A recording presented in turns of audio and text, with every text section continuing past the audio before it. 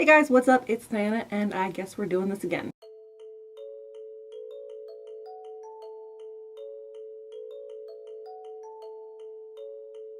A couple years ago, I had actually started a booktube channel, and at the same time, I was getting my master's in creative writing.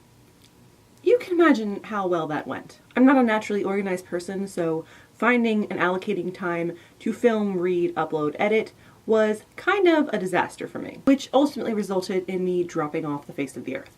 Except for Twitter, oddly enough, I seem to always be there. But I did miss talking about books and reading books and talking to people and making, well, not so much the people, but making friends that were book people.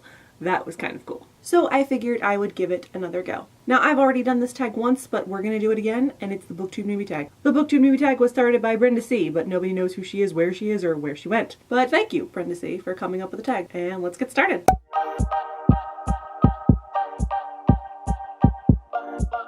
I started this channel because I really like books. I really like talking about books, I really like reading books, I really like everything to do with books. It's kind of all I am. And believe it or not, I don't have a whole lot of book friends. So I want to make book friends, and I want to talk about books.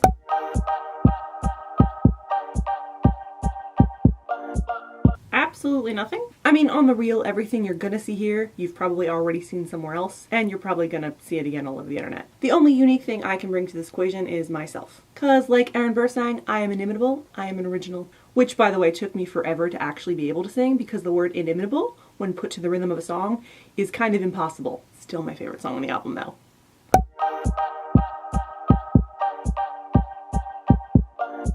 Mainly talking about books and making book friends and talking about books. Did I mention I really like to talk about books? I also kind of miss being a part of something bigger and welcoming and fun, which booktube is for the most part.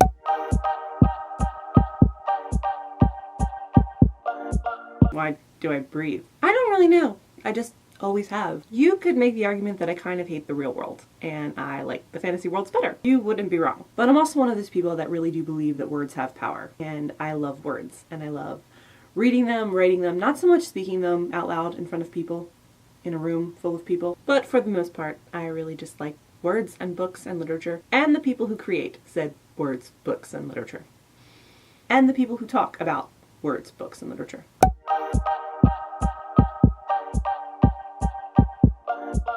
The Weston Game, Ellen Raskin. I read it in elementary school, and it was the first book I can remember being like, man, I need to read more of this, and also I wish I wrote this. And it would spawn a years-long relationship with the mystery genre. In fact, no other genre existed to me until I was in high school. I read everything from Nancy Drew to Hardy Boys, Bobbsey Twins, Boxcar Children. Any kind of mystery you tossed at me, I would devour.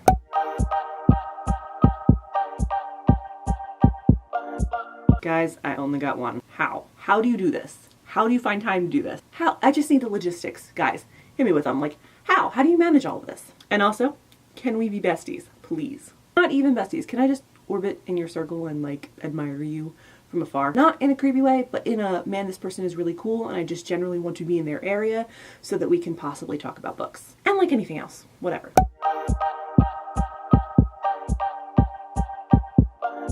Time management, probably. I'm really bad at time management. I suck at time management. Just finding a consistent schedule to film, edit, read, upload, that's probably going to be the most difficult for me. Because, like I said, I am not at all an organized person.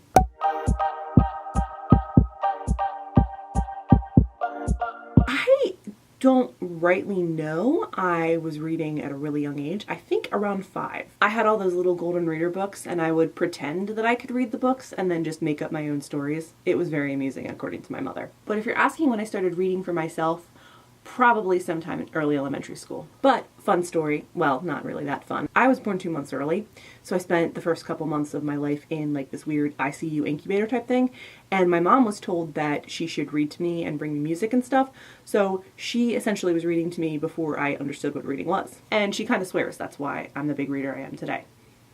Who knows?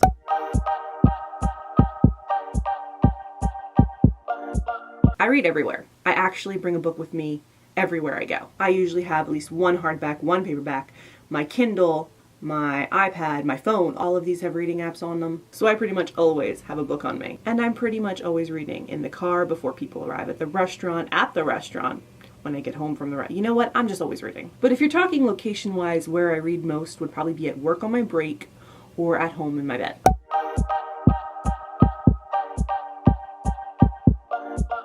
Everybody always says all books to this question, and I would, except I don't read a lot of nonfiction, and I don't read a lot of contemporary. Although I definitely do read more contemporary now than I ever have before. But typically my preferred genres are fantasy and science fiction. If it's got a dragon, if it's got magic, if it's got kids saving the world, if it's got hate to love trope, if it's got cinnamon roll soft boys, I will pretty much read it. That's not to say I will never read outside my genre. I do all the time. If you've got a recommendation, I'm always happy to be like, yes, give me that. I need to read it. But guys, I just really like magic and dragons. And that's all for the BookTube Newbie Tag Take 2. Which means sadly we are done here for today, but I will hopefully see you soon. Guys, have a great day and be excellent to each other. Bye!